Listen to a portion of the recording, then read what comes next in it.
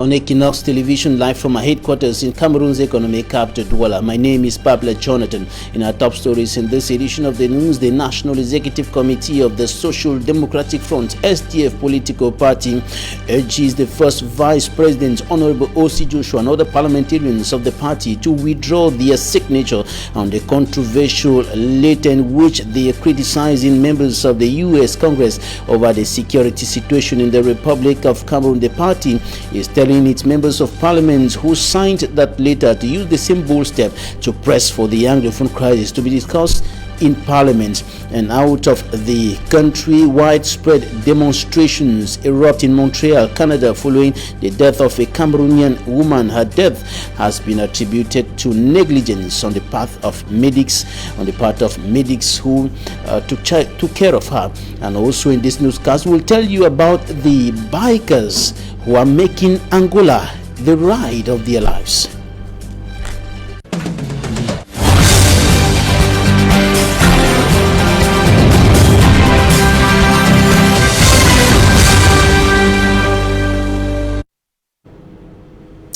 The signatures of the first Vice President of the Social Democratic Front, SDF political party, Honorable O.C. Joshua, and other parliamentarians of the party on the controversial letter sent by some 60 Cameroonian MPs to the American Congress, criticizing them over what they consider as misleading information on the security situation in Cameroon, backfire on their political career. The party has urged the first Vice President and the other MPs who signed that letter to withdraw their signature and rather use that symbol step to press for the Anglophone crisis to be discussed in Parliament. This was during the National Executive Committee meeting of the Social Democratic Front over the weekend in the nation's political capital, Yaoundé. Details in this report by Informe Armstrong Sander. During the NEC meeting chaired by John Frunzi, the executive members expressed discontentment at the first national vice president, Honorable Joshua Osei, for appending his signature on the recent letter written by some members of Cameroonian parliament to the U.S. senators. Honorable Joshua Osei's comrades urged him and others to, with the same vigor, cause Parliament with the CPDM obese majority and the head of states to bring the Anglophone problem, avoid it for long, to the floor of Parliament for discussion. Otherwise, the SDF MPs should withdraw their signatories to that petition. The National Executive Committee also takes notes of a motion from the party's MPs to the National Assembly demanding for the discussion of the Anglophone problem in Parliament. At the end of the meeting Saturday in Yaoundé, the NEC members took other resolutions on the wide range of issues debated and discussed. The NEC takes note of the Commission of Political Action and reaffirms they are the frontline opposition party in Cameroon with the strong option to push the regime to open up for veritable democracy in the country. Orders for the update of all party structures according to section 185 of the party's constitution enlarges the commission in charge of revision of the electoral code to include the party's national legal advisor, and also calls on the reports of the last presidential election and twin elections of 2020 to be tabled at the NEC meeting. On the COVID-19 domain, the National Executive Committee of the SDF condemns the government's laxity in showing example in the practice of COVID-19 barrier measures and the scarcity of water, which is essential in the fight against the pandemic, and also vehemently condemns the opacity and cacophony in the management of COVID-19 funds and communication around the pandemic. Now to the southwest region of the Republic of Cameroon, where a land tussle is provoking tensions between some two villages, Livanda village and Bonatikombo, in the town of Limbe in the Fako division. One of our southwest correspondents, Davidson Maimo, files in updates on that quarrel over a piece of land between Livanda village and Bonatikombo village. His report.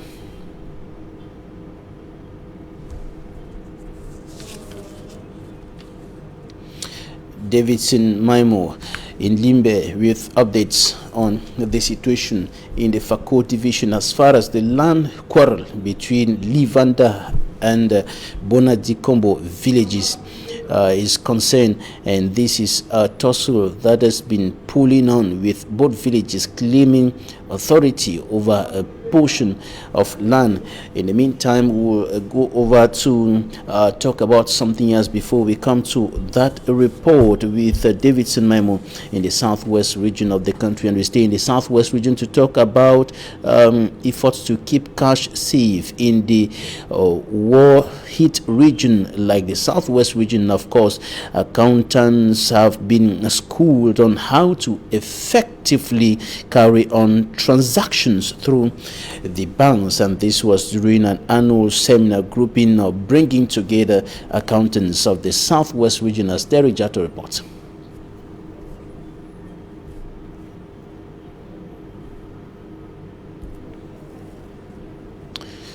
Derek Jato, that report there on the accountants in the southwest region of the country and efforts to ensure that cash is safe in a context of war, in a context of security crisis plaguing the two English-speaking regions of the country for close to or more than 4 years today. And efforts have been made now to ensure that the impact of the crisis on financial management and transactions turns down. Derek Jato with details from Boya. These are public accountants of the Southwest region, and they have converged from Boya for a seminar on the nomenclature of the Treasury account for 2021. Today we have come for the seminar on the nomenclature so that we can give them the tool how to execute the budget 2021, and also to tell them about the innovation in the financial law, in the secular, so that everything by the end of the year will be okay. Eric Ayong is the head of mission coming in from Yaoundé, and he will throw more light on why such an annual meeting is important. At the beginning of each year, we have a new finance law that is elaborated and formulated by the state. Some of the orientations here concerns the creation of some accounts that permits accountants that we all are to put in place an accounting system that will render accounts of the execution of the budget. And during the orientation, it was revealed that the Southwest region, which is at war, has also been taken into consideration in terms of financial transaction to avoid the manipulation of cash. Yeah, for a socio-political crisis, the payments are already put. Everything is going to be done through bank transfer. That is also to avoid transportation of funds by the taxpayers and the service provider. That is a fundamental one. Vous savez, dans le contexte de la lutte contre la COVID-19, and Angola Mbasi Ananias, the Southwest Treasurer Paymaster General, also drew the attention of his collaborators on the government involvement and huge spending in the fight against coronavirus. c'est-à-dire les gens qui n'arrivent pas à payer leurs impôts à solder, leurs dettes fiscales, peuvent négocier avec l'administration fiscale. And the window of opportunity given by the state to those taxpayers who have failed to meet up with their tax regularities. De collecter des fonds. The government's strong call on civil servants to curb spending was also echoed at the seminar on the nomenclature of treasury accounts for 2021 for the Southwest region. Cameroon's Minister of Public Service and Administrative Reforms sends a stiff warning against absentee civil servants. He says they will be sanctioned. He was speaking during a working visit in the Grand North regions of the country, the North, the Far North, and the Adamawa regions. Details in this report. Though on a working visit to his external services in the Grand North, it was an opportunity for Joseph Anderson Lay to warn against stubborn civil servants who take days off their services claiming to be traveling to Yaoundé to follow up documents. Many users who were obliged to go, let us say from here in Yaoundé to Yaoundé in our central services. Maybe just for one paper, he has to go until Yaoundé, making such a long distance with all the risks you can imagine. Many civil servants used to abandon their service just because they tell their bosses that they want to go to Yaoundé and follow their files, even when there's no file. Many of them used to pass 20 days, over 30 in a month, without going to their office. So they don't work, but they have a salary. This is not acceptable because they have some instruments that they must use to punish those who don't follow the instructions. At the Multimedia Center in Yaoundé, the Minister of Public Service and Administrative Reforms frowned at the work done in the Multimedia Center and says everything will start all over. There is some work that is going on, not only here in Yaoundé, but also in Gawa and Marwa, where I've been, but I'm not satisfied. That work is not satisfactory. That's why I told the representatives of those corporations, of those enterprises, that they will start again this job because it doesn't respect the norms. After visiting the Multimedia Center, the minister had a question and answer session with his close collaborators in Yaoundé. At the end of this question and answer session, certain recommendations were made to reduce the influx of state employees in the main building to collect career instruments, to harmonize the templates of slip forwarded by regional delegates, to eradicate the issue of state employees coming to the ministry to follow up the processing of their file, the congestion of the notification office, effective digitalization, simplification of information and instrument notification process, one of Minfoprin's central priority, so as to ensure optimal satisfaction of the user king. The visit of Joseph Anderson Lee to the Grand North is in line with his policy of putting in place a decentralized system whereby civil servants and those who are on retirement can treat vital documents in the headquarters of the various regions without necessarily traveling to Yaoundé, the political capital. Manjikan Gabriel reporting there. Now back to the opacity of Limbe in the Fako Division, southwest region of the country, where our correspondent Davison Maimos on standby with updates on the land quarrel between Livanda and Bonadikumai 4 villages. His report. Few days after Chief Motia Matthias Motia of Livanda village declared no quarter head shall be installed by the Bonadikumbo Traditional Council in a neighborhood he claimed belongs to Livanda village. The installation ceremony of the quarter head and others took place at the weekend he's free, backed by the administration in the presence of the forces of law and order.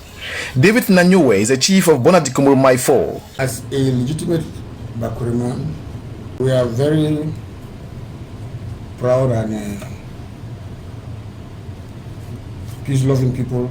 We don't use violence to solve the problem. We, the Bakuri people, we always know the quarters to forward the problem. From there, the quarter will solve the problem. Not violent. Sources close to the administration alleged the divisional officer of Limbe 1, Acha Kwenti, has warned against provocation from any person or group of persons, that the administration shall not hesitate to enforce the law to the latter, for they are competent authority to channel such preoccupation from villages. Installing the 9-quarter head, the Secretary General to the Bonadikumbo Traditional Council called on them to maintain hygiene and sanitation, create a peaceful environment, above all report serious issues to the Bonadikumbo Chief's Palace. The chief has told them to be calm, peaceful, they should not fight. Any problem, they should channel it to the palace. I think we are here as notables to handle the situation as well. The quarterhead, on their part, promised to assist in the development of the chiefdom. I'm ready to change the city and the quality of my quarter. So all of us have to work hand in hand. Being a quarterhead doesn't mean that I carry the load on my head alone. I have to work with my people. Bonadikumburumai 4, gateway into Limbe, stands as the biggest and most populated village within Limbe, with a total of 31 quarterhead to assist the traditional council in the day-to-day management of the village. The death of a Cameroonian woman has provoked widespread demonstrations on the street of Montreal, Canada. Her death has been attributed to negligence on the part of medical officials or medical experts who were taking care of her. Details in this report by Informe Armstrong Sander. Powerless, helpless and frustrated, Cameroonian-born Mireille Jomo saw her life gradually being snatched away at the Charlemagne Hospital, Grassfield Park in Montreal, Canada. I don't want to die and leave my children.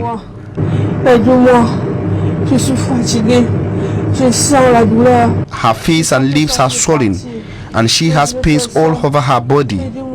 She also has difficulties in breathing. Admitted for a hip problem, the helpless lady says she got forcefully administered a drug that she is allergic to. Despite her pleas to medics, she says she told doctors that she had an allergy to penicillin and they gave her penicillin. I am suffocated. I am allergic to penicillin, but they injected me with penicillin knowing fully well that I am allergic. Dying gradually and increasingly helpless, she settled to release this viral video on social media in which she begs for public's help, saying that doctors and nurses were not listening to her. They want to kill me. Please help me get out of this hospital. The viral social media video attracted Cameroonians in Canada, rights defenders and sympathizers who rushed to help her, but too late, as her situation had gotten really bad, according to her sister. After hours of negotiations, officials finally agreed to transfer Jomo Mireille to the Jewish General Hospital in Montreal, Canada, where she died 2 days later. A sad demise considered by Cameroonians and sympathizers as a result of total negligence from hospital officials. Protesting in front of the Charlemagne Hospital and in streets of Montreal, Canada, protesters are demanding justice for Jomo Mireille, Cameroonian born and a mother of 3. Une campagne de socio-financement a été mise sur pied afin d'être en mesure de rapatrier le corps de la mère de famille au Cameroun. Simon Philibert, Coming up, the bikers who are making Angola the ride of their lives. That's Yurious. Love this amazing country. Come and share all of this with them as we go on a fabulous expedition. Let's take a look.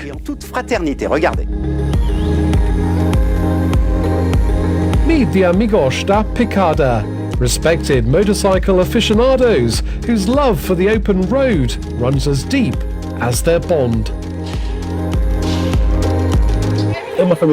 This is a good family, all for one, one for all. It's all about understanding and friendship. Today, everyone is coming together.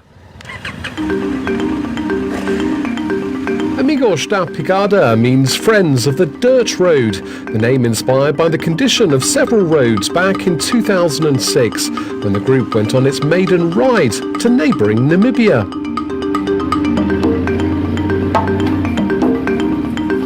We select for our memberships members with a high level of discipline, committed with the biker spirit, with the social involvement. This is the kind of members we select for our team. With over 260 active members, the group enjoys beautiful landscapes across Angola and Africa. Today they're heading south from Luanda, then across Kisama National Park, before turning north, finishing at Kabiri's Mubanga Lodge, popular with tourists. These rides are fun, but they're also about making a difference.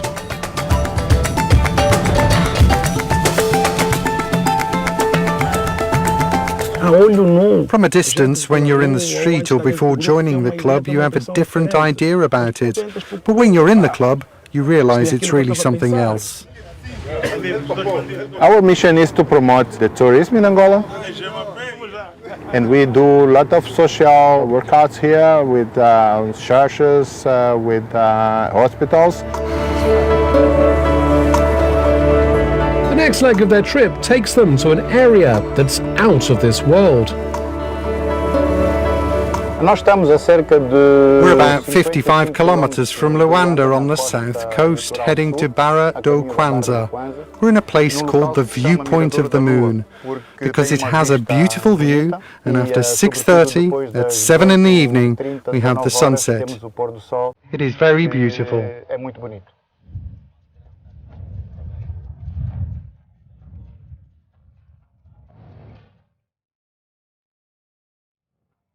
Turning east, the bikers enjoy more of Angola's natural beauty, heading through the Kisama National Park.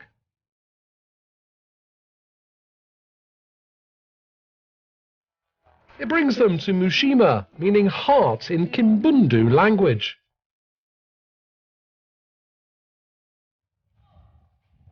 We're in a place called Mushima, a very beautiful place, a sacred place. We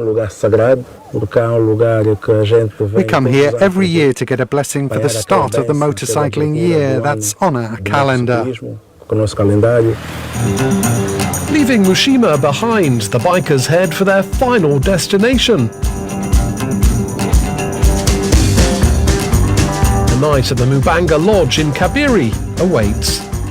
We have good connections with riders around the world, most of them adventurers coming to know Africa. What I have to say to international motorcyclists who want to come to Angola is that they are welcome. At the moment we have more than 20 groups in Angola. We have a great union. We are a great family.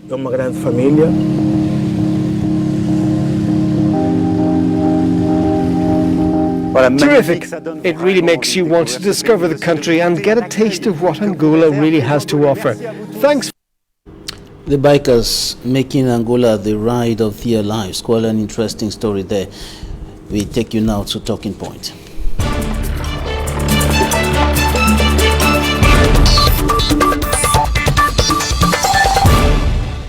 Thank you for joining us in Talking Points. Today, we are receiving a political analyst, member of the Cameroon Renaissance Movement, CRM, political party. Tayon Elvis, thank you for joining us today. Thanks, Babila Jonathan. It's my pleasure making it here after quite a while. After quite a while, indeed. You're welcome back. Thanks very much. All right, we'll begin with issues concerning the Social Democratic Front. You're a political analyst. When you look at what is happening in the Social Democratic Front today, some MPs signing a letter to say that congressmen in the United States are painting a misleading picture of the security situation in Cameroon, and later on, despite some attempts of explanation, notably by the first Vice President, O.C. Joshua, of what he actually did by placing his signature on that letter, the party comes back in the National Executive Committee meeting to say, you withdraw your signature from that letter. All of you must withdraw your signature and rather use that effort to press for the issue in the Northwest and Southwest regions to be discussed in Parliament. Well, you know that with the functioning of parliamentarians in the country, you know it's aimed, the preamble, and also clearly stated. If you go to the archives of the National Assembly, that tells you that once you're a parliamentarian brought in under a particular party as a ticket, under the party's ticket, once you get there, you become the parliamentarian of the nation. But then you understand that while this particular parameter is put in place, the role of a parliamentarian, you also have what they call party disciplines, which means if you are under the banner of a particular party that brought you into National Assembly, there are also some party parameters that you also need to consult. you realize that if you don't do that, you'll be finding what we call juxtaposition along the line. It will be like you are moving in one direction and the party is moving on the other direction.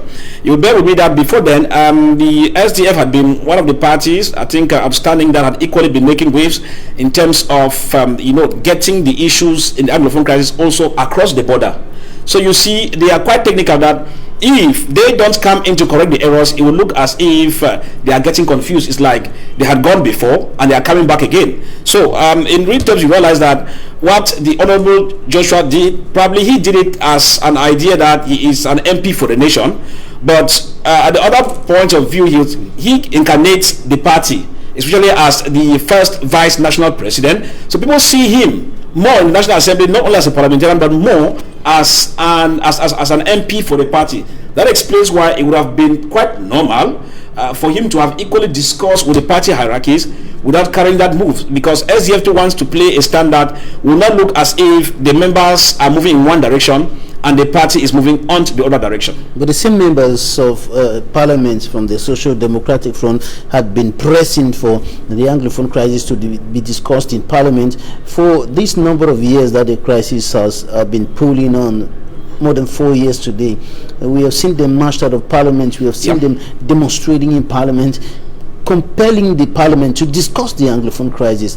And now a letter comes up criticizing other members of parliament in another country in the United States who are talking about the situation in Cameroon. Yeah, that's why I said that even though we get Honorable OC Joshua, it is his right probably to defend what he did, but we are looking at it at the level of the party where he incarnates some values of that party.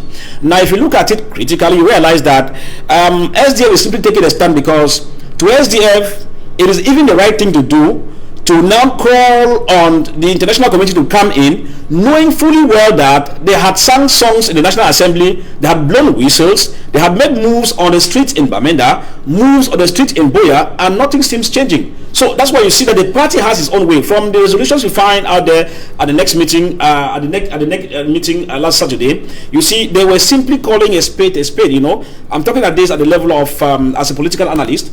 So if you look at it critically, they were simply calling the shot because they did not want to be caught in a web whereby the party is saying something and the first vice president is saying something else. But because the party sees it as a move, because to them they had done all they could within the national territory and things are not improving. Even SDF had suffered collateral damages as far as the crisis are concerned. The chairman had been abducted several times. Most of the SDF big weeks before even election had gone under serious properties destroyed, his house burnt down, his cattle. If you look at it, where you try and discover that your problem cannot be solved within the armpits of the nation, you only have to cry for a neighbor to come in to help you if he can. And so that's why SDF sees it as a move which is counterproductive as far as the move put in place by the first vice president is concerned. And about the political career of these militants, of these MPs of the Social Democratic Front, what could be the impact on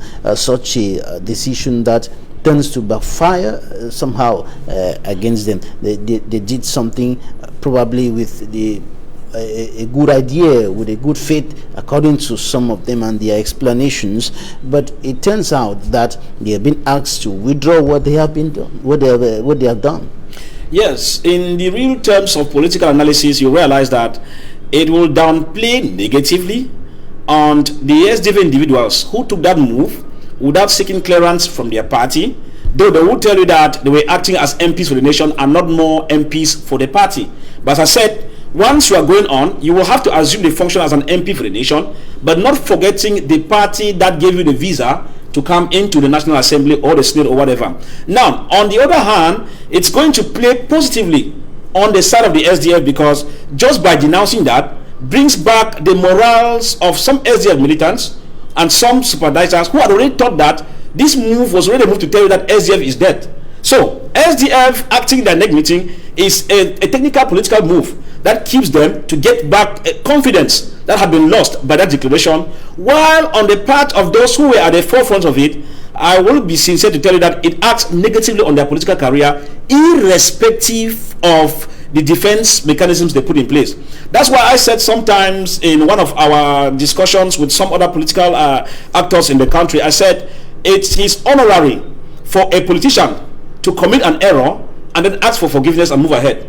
But if the politician keeps looking for excuses that are dumbfounding and the population is not seeing it as what the excuse you are giving, you'll be losing a lot of credibility that you need to work at. If not, your political career can be destroyed in a twinkle of an eye. You're talking about party discipline and the fact that the MPs are parliamentarians of the nation, but besides party discipline, away from the fact that the SDF has its own stance as far as the security situations in Cameroon is concerned, is there any logic? Is there any reason? Is there anything that can justify that later, talking about a misleading presentation of the situation in Cameroon? Well, it cannot really justify, because I know the mechanism they are working on is on the mechanism of Cameroon is an independent and sovereign state. I know that's the mechanism under which they are working on, which therefore implies that no external country can go as far as infringing into the internal affairs of the nation. But on the other hand, it becomes another worry that if you have a problem in your house that escalates 4 years and above with collateral damages and enormous damages on the ground, you have every reason to pick up and to call on anybody who even is a passerby, who can hear your story and sometimes comes to your aid, probably as the one seriously affected. So in a nutshell, you realize that the issue of castigating that statement from the Congress house out there in the US of A is not really dumbfounding, because when we talk, it's dumbfounding rather, because when we talk about aspect of sovereignty, the next question we start asking ourselves is, what is pushing A or B to move into your country?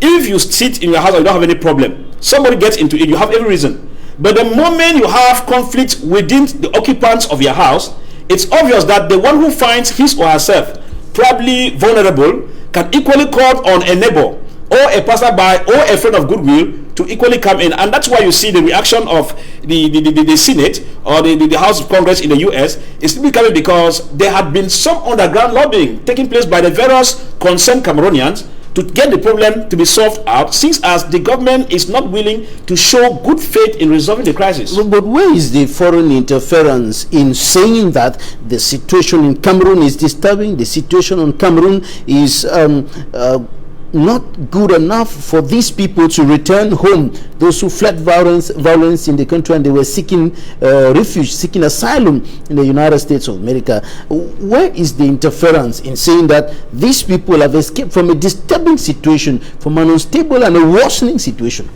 Well, you know, I look at it more at the level of the parliamentarians who signed that memorandum acting on bad faith. I say acting on bad faith because somebody makes a declaration about a burning issue in your house, which you have been unable to tackle for the time being. And then when you say he's infringing, it becomes abnormal, because the infringing will go more if he comes in, probably without telling you to take some full actions on the ground. And you know, in the diplomatic scene, when news start coming like that, that's why I said I regret that those in Yaoundé and the regime barons appear to have gone through Eric, and Eric has not gone through them. Because when you go through international relations and international politics, you start getting that once some foreign committees of the Senate, be it in America or House of Commons foreign committees, start talking, know that that is how they galvanize their moves and then push it forward through the appropriate means to the government in power to take action. And that's why you see that the moment we get these things, German parliamentarians have spoken, a French parliamentarian has spoken, House of Commons Canada, the Senate in US are talking, and UK is talking, you realize that it takes only those who don't understand how a government functions, because when these things come, they are going to congregate at the international scene, whereby the next thing will be, since as the country is adamant and the situation is becoming precarious, the next thing is action. And when those actions come, and when those actions begin to come, you realize that there is a ball game that takes place behind stage, before the front stage, which means these committees talk with their governments validate and talk with other governments, and they come to a compromise that they have to do something about the situation. And once they decide, before you know it, you will start getting accounts of some person's consent frozen. You will start hearing about travel bans. You start hearing about all this, and the last thing that breaks the diplomatic link is that you start hearing that you'll be having an occupational force in the affected area. And once that comes in, the government in power loses automatic control, and that is where you start getting that the government goes right out. So I would think that from those declarations put by those countries, the parliamentarians are not honest to call it probably an aspect of infringing into the national affairs of the country, but they should take it in good faith, because once they don't do that, by the time these things backfire, I'm telling you, we already have established cases on crimes against humanity already, which will take on both parties because it's a conflict. But the greater part of the blame goes on the government, who has as prime objective to secure goods and persons within the given territorial boundary, as well as to provide them with good living conditions. So if 4 years running, one part of the country is falling apart and people are dying, you know that all of them are documented. You'll be surprised that after the conflict, when you get the full report of the number of casualties on the ground, some people will not believe what they'll be getting as final reports. And the National Executive Committee of the SDF is now asking its MPs to continue pressing to use the same boldness, the same pen that they used to sign those letters to press for the Anglophone crisis to be discussed in Parliament. This is, however, something that they have been trying to do for the past 4 years, and it's not happening. Do you see something like this coming in the current parliamentary session? Well, if you look at the geopolitical structure of the country, Cameroon, if you look at the political evolution from the time of probably Amadou Hayejo getting to President Paul Biya, it tells you that that particular clause put in place by NEC is practically impossible. That's why you see some parties themselves are not going for elections, because they said some things must be put in place before they go in, because if not, you will be carrying out the same action and expecting different results. Now we understand, I said, we must be able to appreciate SDF for the move that have been taken in the National Assembly. That one is a fact that we cannot dispute, even for the fact that I'm talking as a political analyst. Now you realize here that in this move, what they are doing, it will not give any result. I must be honest with you. What they would have been able to do as members of parliament, knowing fully whether it is their house, is that they were supposed to take the parliament hostage for no business to commence until that topic comes on. But if you allow the agenda to be read without the Anglophone crisis, day 1, day 2, day 3 unfolds, and then you come in to say you want to press hard, you'll be singing a song. And I tell you that parliamentarians have the right to hold the parliamentary session hostage, because it is in the parliament where they're holding hostage, and there's no law that will hold them accountable for bringing about probably things of insecurity, because they are doing it in their own house. But unfortunately, we have limitations with our parliamentarians. Will they not be brought to book for violating standing orders of the... No, you have seen in the Chinese parliament where full fight broke out in the parliament, and of course, how did it end? So long as it's within the armpit of where you are carrying out your session, which is a legality for you to vindicate your right, and you could even give an excuse that we have tried this, blowing whistles here is not going, that's why we are taking it hostage, no business until we get to this topic. It's very possible, but I have the fear that the parliamentarians sometimes don't really understand the power they have. If you have 5 parliamentarians in the SDF party, they can take the restroom hostage, and you find it on the agenda. When, so it's very when obvious. the party had a parliamentary group, they struggled and it did not happen. And now that there are just some few parliamentarians, and another thing is the other parliamentarians of the opposition, the Honorable Cabral Libis and all the others, they seem not to be willing to stand with the SDF. No, they will not obviously stand, because every party has its own agenda. That's why we said that when you go to the National Assembly, where you discover that getting yourself as a group cannot go, because some parties come in as satellite parties for others. So all of them have their hidden agendas. If you have your agenda journey, take it forward and hold the parliamentary session hostage, and you get a result out of it. But they have been trying, but it's not good enough. I must be honest to say that. But at the end of it, the system needs to be reshuffled and electoral codes and new system put in place. If not, they will just be singing a song day in, day out. Tayon Evis, political analyst, member of the Cameroon Renaissance Movement, CRM political party. Thank you for your time. It's my pleasure, and greetings to the people of Gonoko village. Thanks, ladies and gentlemen, for staying with us. That's it for today. Equinoxe is up next.